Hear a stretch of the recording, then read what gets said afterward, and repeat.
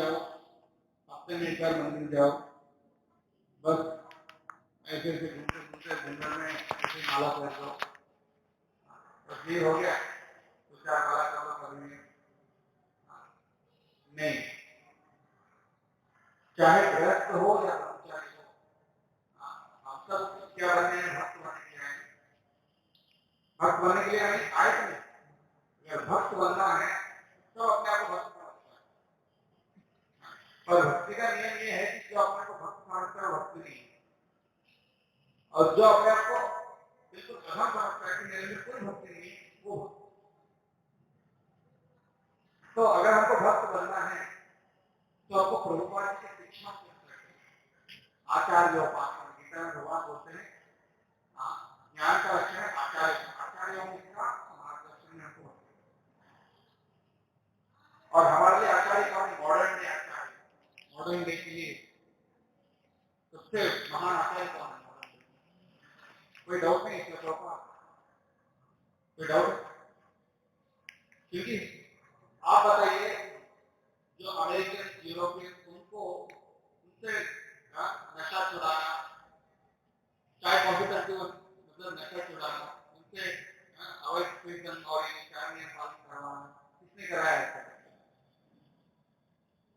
Black shop से या वहां से, जहां तक अरब में भी, सऊदी अरब में भी भागते हैं जो हर एक समझ कर सकते हैं, तो यहाँ से गए हुए नहीं, वहां के। तो ऐसा कौन कर? चाइना में, जापान में, यहाँ पर कृष्ण कौन है किसी को नहीं पता, अफ्रीका में। और सिर्फ वैसा है कि भक्त माता ऐसे तिलक लगा दिया भक्त बन गया, नहीं। सारे नियम पालन करना, 16 माला जप करना, 4 नियम पालन करना, जो भी खाओगे प्याज लहसुन नहीं खाना, भगवान को भोग लगा के ही खाना, जो भी खाते हो खुद बना के भगवान को भोग लगा के प्रसाद के उसमें ग्रहण करना। इस तरह से प्रभुपाद जी मॉडल आचार्य हैं। आजकल के कलयुग में कैसे भक्ति करना, कैसे प्रैक्टिकली हम अपने जीवन को उद्धार कर सकते हैं, प्रभुपाद जी ने सिखाया। और आप देखेंगे कि इस्कॉन में कई सारे, अभी तो कोरोना है इसलिए आपको दिखने लगे, लेकिन हर साल यहाँ आके इस टाइम में तो आपको मंदिर में जा पाना दुर्लभ है, इतने हजारों लाखों भक्त आते हैं। और यहाँ जैसा प्रसाद हॉल कभी खाली नहीं होता, कंटिन्यू सुबह से शाम तक चलते रहता है, और फिर भी जगत कम पड़ जाती है, लाखों लाखों भक्त आते हैं, और उनमें से काफी हजारों में विदेशी भक्त आते हैं। और उनको देखेंगे आप समझ लेंगे कि मतलब उनके पास कोई ऐसी कमी नहीं है, यहाँ आए कोई पैसा देके उनको हिंदू धर्म में कन्वर्ट किया, वो कैसे जीवन जीते। तो आदर्श गृहस्थ क्या है? आप सबको आदर्श गृहस्थ बनना है कि काम चलाओ गृहस्थ बनना? आदर्श गृहस्थ किससे बनना?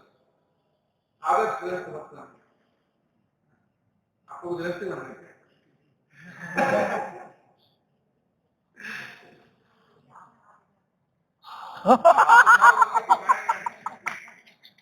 ऐसा बताओ,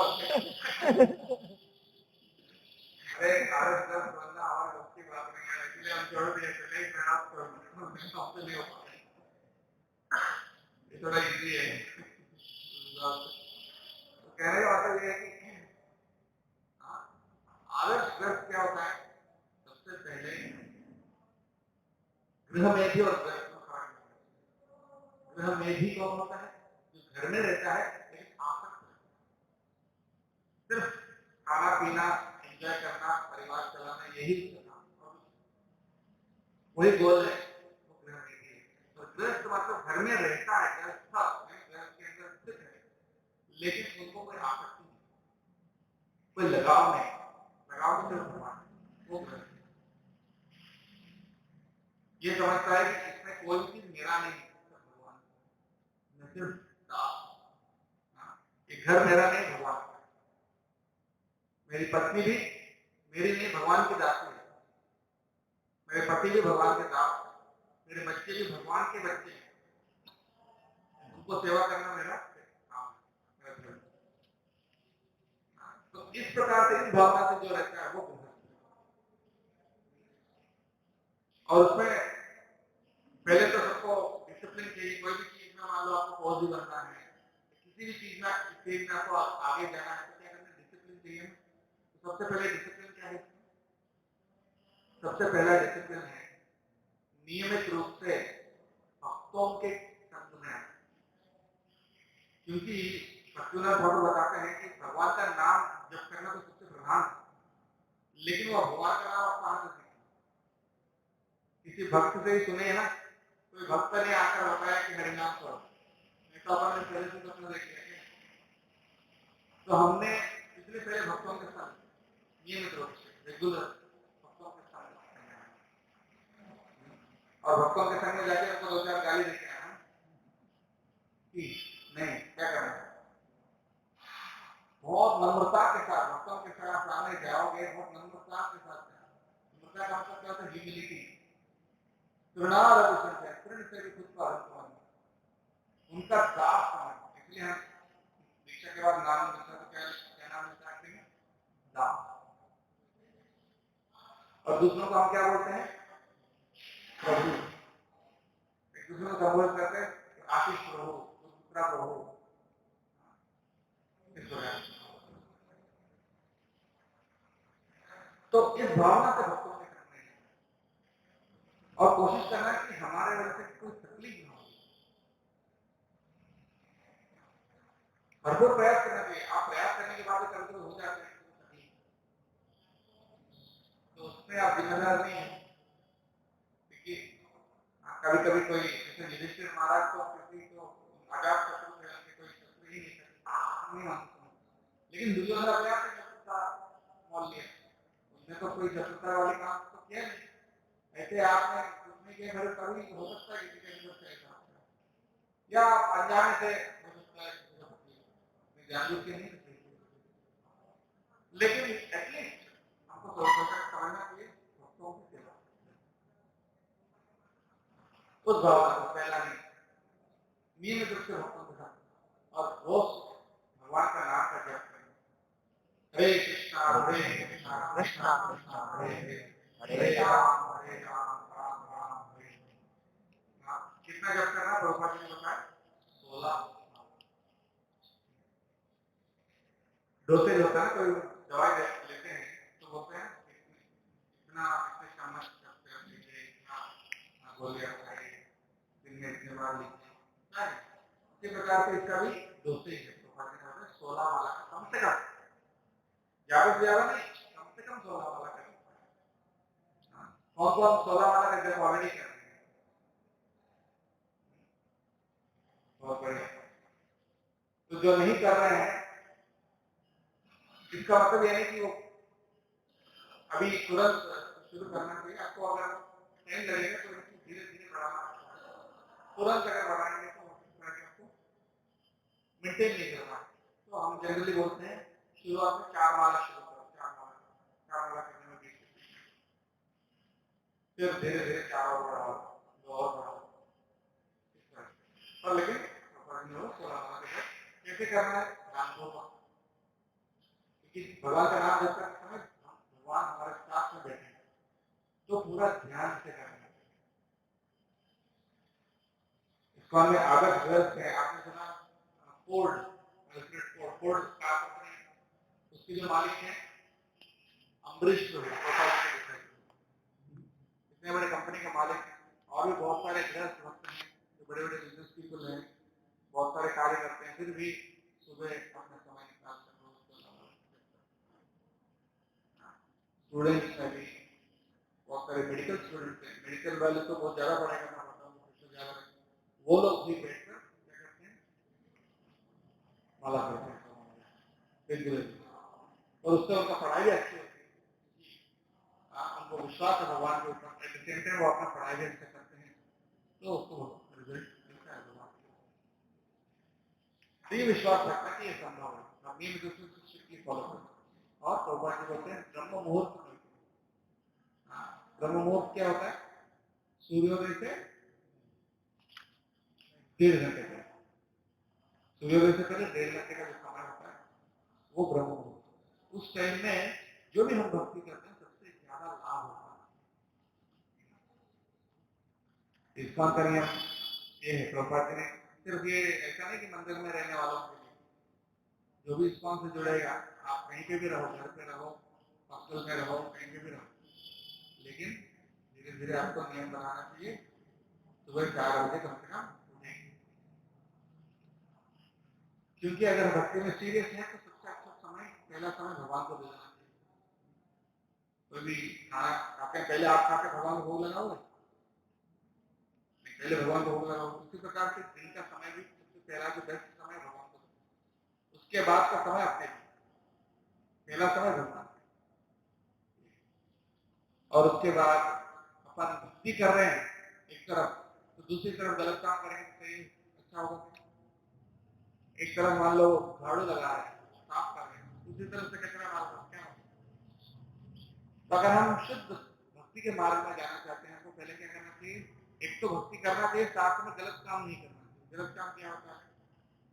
एक तो ये 4 नियम, और उसके अलावा अपन मन में क्या रखेंगे। आजकल मीडिया बहुत पावरफुल है, कहीं पे भी देखो, टीवी, कंप्यूटर, इवन मोबाइल में भी, या कहीं पे भी देखो बाहर, हर जगह पर इस्कॉन का भक्त ब्रह्मा जी कहीं पे भी नियम है, इस्कॉन का भक्त कभी टीवी नहीं देखता।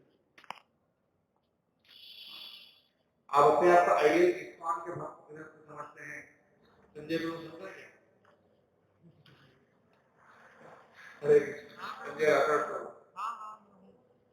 हाँ, तो नहीं, संजय गुरु टीवी नहीं देखते हैं, उनको नहीं बोल रहा,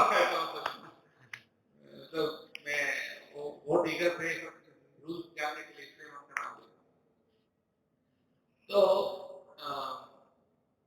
प्रभुपाद जी का नियम है, इस्कॉन का भक्त टीवी नहीं देखते, बहुत रेयर केस में, और बोलते हैं कि बहुत सारे अच्छे सीरियल्स भी आते हैं भगवान से रिलेटेड, बहुत सारे फिल्म आते हैं पुराना से जो अलग अलग जो है हनुमान जी के ऊपर, देवी जी के ऊपर, अलग अलग देवताओं के ऊपर, कृष्ण के ऊपर भी आता है, कृष्ण सीरियल आता है, रामायण सागर भी आ रहा है। तो हमको लगता है ये बहुत आध्यात्मिक है, लेकिन उसमें बहुत सारी चीजें मतलब सही हो सकते हैं, कुछ पुराणों के अनुसार गलत नहीं, क्योंकि वो जो मूवी बनाया है, उसका जो वीडियो बनाया, हमको पता नहीं कि उसने कितना प्रामाणिक रूप से उसको लिया, जो शास्त्रों से कितना लिया और अपने मन से कितना लिया। तो वो देख के जाने से अच्छा क्या है, शास्त्र पढ़ के समझे, या कोई लेक्चर सुन के, वैष्णव सुन के समझे।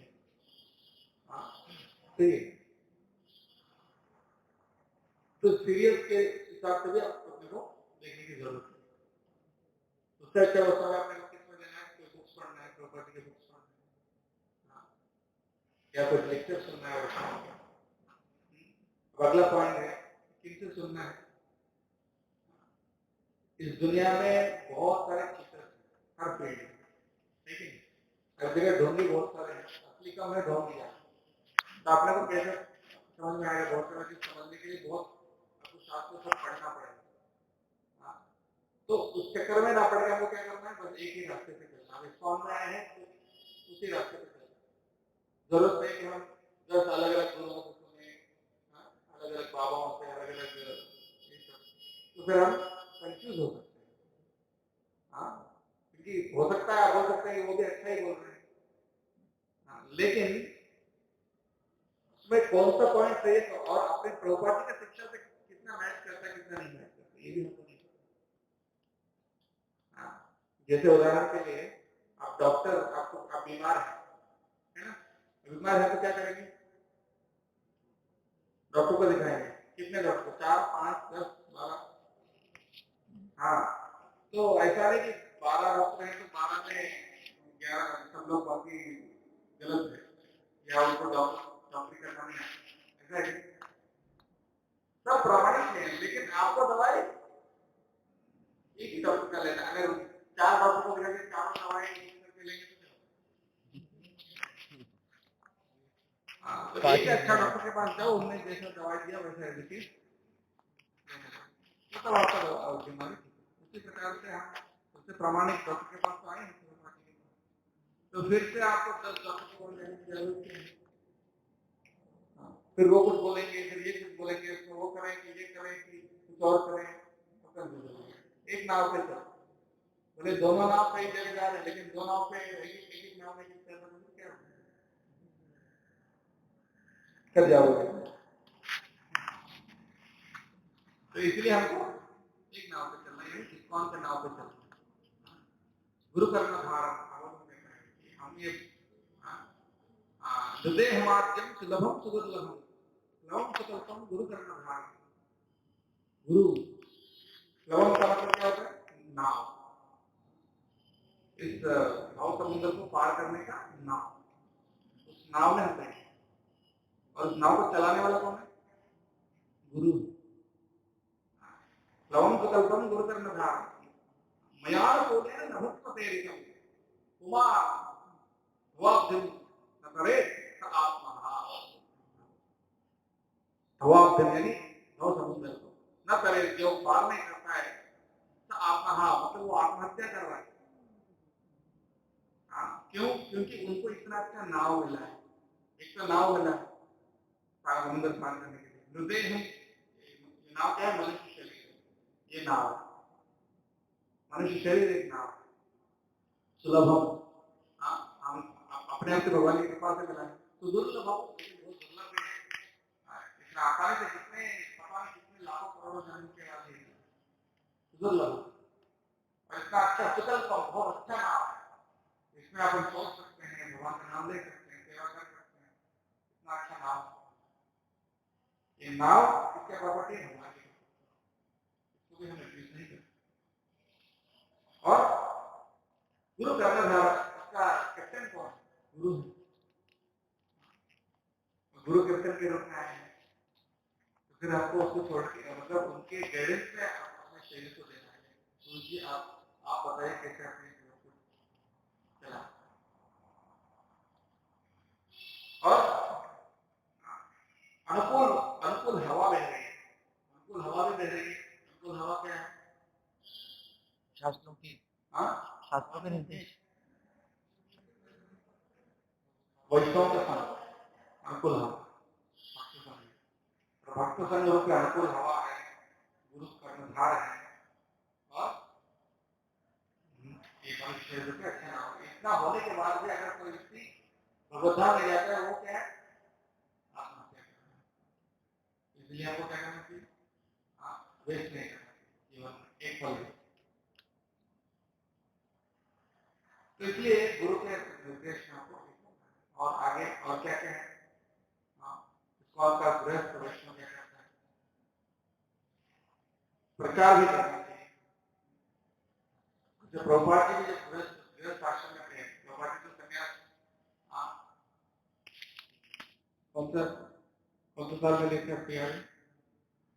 54 वर्ष के काल में लिए थे। लेकिन उससे पहले वो बहुत साल गृहस्थ रहे, इनके 26 साल के उम्र। तो इतने साल गृहस्थ होने के बाद वो गृहस्थ आश्रम में क्या करते थे? हम गृहस्थ आश्रम में प्रचार करते। ऐसे नहीं सोचना चाहिए बस हम माला करेंगे तो हो जाएगा। तो इस प्रकार से गृहस्थ आश्रम में अगर भक्ति करना है तो ज्यादा कठिन नहीं है, बहुत सरल है। तो इस तरह से जो आचार्य थे हमारे गुरु शिष्य परंपरा में, भक्तिविनोद ठाकुर है, प्रभुपाद जी के गुरु के गुरु के गुरु भक्तिविनोद ठाकुर। 150 साल पहले वो डिस्ट्रिक्ट मजिस्ट्रेट रहे ब्रिटिश जमाने में। आप इतने बिजी थे, वो इतने अच्छे मजिस्ट्रेट थे कि मतलब जो केस 2 घंटे लगते हैं सॉल्व करने के लिए, वो 10 मिनट में कर। तो फिर वो छोड़ के जाना चाह रहे थे कि किसी ने आपको कमाने को क्या करना चाहते। तो ब्रिटिश राज ने, सरकार ने बोला आप ऐसा नहीं कर सकते, क्योंकि आप इतने अच्छे सेवक हो, आपके लिए एक अलग ट्रेन की व्यवस्था है, क्योंकि घर पे एक अलग रेलवे लाइन बना कि वहां से वो ऑफिस गए समय बचाने। उनके 13 बच्चे थे, 13 बच्चे थे। 13 बच्चे होने के बाद वो डिस्ट्रिक्ट मजिस्ट्रेट भी थे। ये सारी जिम्मेदारी संभालते हुए उन्होंने कितने ग्रंथ लिखे, कितने बुक्स लिखे, कितने भजन लिखे, कितना प्रचार किए, कितने महाप्रभु के जन्म स्थान को खोजे, वहां मंदिर भी बनवाए। उसके अलावा उनके भजन आज भी हम गाते हैं, उनके द्वारा लिखे हुए भजन, उनके द्वारा लिखे हुए ग्रंथ हम लोग पढ़ते हैं। बहुत सारे ग्रंथ लिखे हैं मार्गदर्शन करने के। और भगवान को प्रार्थना करिए ये ऐसे एक पुत्र भेजो जो बहुत अच्छे से कृष्ण भगवान को प्रचार करे। और वो थे कौन? भक्ति सिद्धांत सिद्धांत। तो एक गृहस्थ वैष्णव क्या प्रचार नहीं कर सकते? गृहस्थ वैष्णव क्या एक आचार्य नहीं बन सकते? हम सकते हैं, बस इच्छा की आवश्यकता है। तो इसलिए वृंदावन धाम में हम आए हैं तो राधारानी से प्रार्थना करेंगे, राधा श्याम सुंदर से कि हे भगवान आप कृपा करके हमें आपकी शुद्ध भक्ति प्रदान करिए, आशीर्वाद दीजिए कि अच्छे से हम प्रभुपाद जी के मिशन में योगदान दें। और इस प्रकार से अच्छे से श्रवण करेंगे, सुनते रहेंगे भक्तों से, तो बहुत अच्छे से शुद्ध भक्ति में आगे बढ़ सकते हैं। तो धीरे धीरे करके सारे स्टैंडर्ड एकादशी का पालन करना। एकादशी में हम अनाज नहीं खाते, बहुत सारे भक्त तो कुछ भी नहीं खाते, लेकिन अफकोर्स आपका हेल्थ का ध्यान रखना चाहिए, आपको सेवा भी करना चाहिए, काम भी करना चाहिए। तो हेल्थ का ध्यान रखते हुए एकादशी को ज्यादा से ज्यादा जप करना चाहिए। कभी कार्तिक मास या अधिक मास या क्या बोलते हैं उसको, कोई भी भगवान का पुण्य तिथि आता है उस टाइम पे ज्यादा जप करना। और सबसे इम्पोर्टेंट है भक्तों से श्रवण करना। एक्सपर्ट डिवोटीज की गाइडेंस में आपको पापा जी बार बार एक्सपर्ट डिवोटीज की गाइडेंस। तो ये कुछ स्टैंडर्ड है, धीरे धीरे हम इसको सीखेंगे। तो शुरुआत में ऐसा नहीं कि एकदम से चला लगाना, धीरे धीरे स्टेप बाय स्टेप आपको जाना चाहिए। सब कुछ एक ही दिन में करने की जरूरत नहीं है, पर धीरे धीरे आप अपने स्टैंडर्ड पर आगे बढ़। ठीक है, तो किसी को कोई प्रश्न है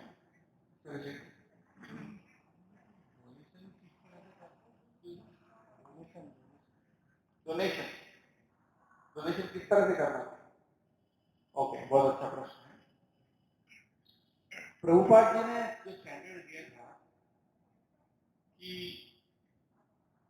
गृहस्थ वैष्णव जो भी मतलब धन अर्जन करते हैं उसका सेविंग्स का, यानी उनका जो नेसेसिटीज है, जो शारीरिक आवश्यकताएं हैं, वो सब पूरी करने के बाद जो भी उनका बचत होता है उसका कम से कम 50% जो है वो भगवान का और वैष्णव सेवा में और प्रचार में उसको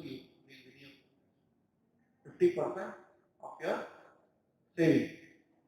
प्रभुपाद जी का स्टैंडर्ड प्रभुपाद जी ने बताया।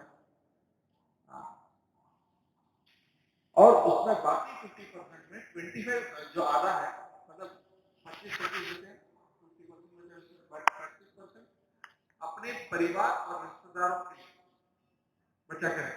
मतलब जो बचत की बात करो, मतलब जो मंथली के खर्चे होने के बाद जो एनुअल लगता है उसमें आधा तो वैष्णव की और उनकी सेवा के लिए, और बचा हुआ आधा में फिर उसको दोस्त करके एक जो है अपने परिवार के लिए। लोगों समय खराब ऐसे ही किया था। जब वो छोड़े नवाब हुसैन शाह की सेवा, फिर उनके पास ऐसा होता है कि बहुत बड़ा नाम भर के सोने के सिक्के थे, तो उसमें आधा तो वैष्णव और भक्तों में बांट दिए। फिर बाकी जो बचा है उसमें 25% मतलब उसका जो आधा है वो अपने परिवार और रिश्तेदारों में बांट दिया। तो जो बचा है इमरजेंसी के लिए बचा, क्योंकि इमरजेंसी हो सकता है, आजकल तो कुछ भी हो सकता है, मेडिकल इमरजेंसी हो सकता है, कुछ भी हो सकता है। इमरजेंसी के लिए 25% गृहस्थ के लिए लेकिन अगर आप घर घर से छोड़ रहे हैं तो हम रिकमेंड नहीं करते हैं छोड़ के जाए, क्योंकि आपने जिम्मेदारी लिया गृहस्थी का, तो संभालने का मतलब यह है कि सिर्फ उनको बच्चों को पढ़ाई दिए, कपड़े दिए, खाना दिए, उनको भक्ति के मार्ग में उससे पिता जानी है साहब, उसको पिता बनने का अधिकार नहीं, हक नहीं, माता बनने का हक नहीं, जो अपने बच्चों को भक्ति के मार्ग में लगा, इसको मृत्यु से नहीं बचा। मोटी है संपेट का बच्चे जो मृत्यु से नहीं बचा सकते, वो माँ नहीं बन सकते, माँ बनने का अधिकार नहीं, पिता बनने का अधिकार नहीं, कौन बोल नहीं, भागवत बोल रहे। तो इसलिए ये तीन जिम्मेदारी आपने लिया तो उसको निभाएंगे, पहले उसके लिए आपको खुद भक्त बनना पड़ेगा, आप अच्छे भक्त बनेंगे, स्वाभाविक रूप से बच्चे उसको पिकअप करेंगे, आप उनको कहने से नहीं बनेंगे, आप खुद आचरण करेंगे तो आपको ये जिम्मेदारी आपको निभाना, लेकिन बाकी जो है वो विशेष करके वहां देना चाहिए जहां उसका सदुपयोग होता है, उसको प्राप्त होता है। ऐसा नहीं कि सिर्फ अपने पेट भरने के लिए मांग रहा है तो बात करेंगे, तो मतलब वो शाप है, असल में भागवत में आता है कि शिव जी के जो जन है वो सब ब्राह्मणों को शाप देते हैं, कलयुग में जो ब्राह्मण होते हैं उसे अपने पेट भरने के लिए, तो इसके लिए वैसा कर्मकांडी जो ब्राह्मण है जिसे अपने पेट भरने के लिए डोनेशन मांगता है वो अलग, लेकिन भगवान की सेवा में और प्रचार में जहाँ सदुपयोग उसको उपयोग हो सकता है, जब लोगों को भक्ति देने में सच्चे कार्य में भगवान की सेवा में, तो वहां जो सबसे अच्छा उपयोग वही है। हाँ, गरीबों को कपड़ा बांटो, खाना बांटो, अस्पताल खोलो, ये सब तो शरीर के लिए तात्कालिक टेम्पररी, लेकिन जो कृष्ण भक्ति है, गीता का ज्ञान है, ये शाश्वत, ये देने में उपयोग करना सबसे अच्छा उपयोग।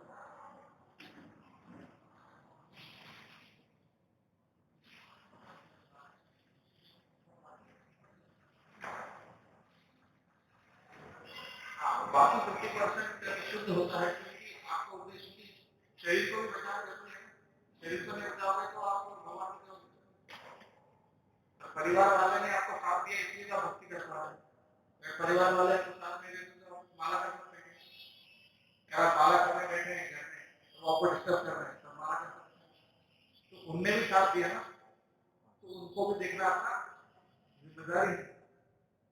और उसको इमरजेंसी कल मान लो कुछ शरीर में एक्सीडेंट हो गया, मतलब कह रहा कुछ भी इमरजेंसी हो गया, तो कि आप किसके पास जाके आपको बोझ बनेगी, तो इसलिए आपको रखना चाहिए इमरजेंसी के लिए।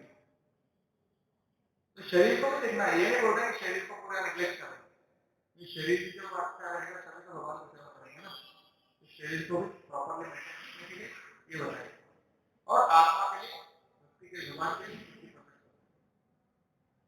अब मंगला से आना है तभी कम से कम स्नान तो करना पड़ेगा, शरीर साफ करना पड़ेगा, प्रसाद खाना पड़ेगा, इसके लिए इसके रेस्ट देना होगा, नहीं तो फिर कैसे भगवान की सेवा करेंगे, तो शरीर को भी देखभाल करना चाहिए, लेकिन मुख्य उद्देश्य आत्मा, इसलिए वो भी शुद्ध हो जाता है। और कोई प्रश्न किसी में?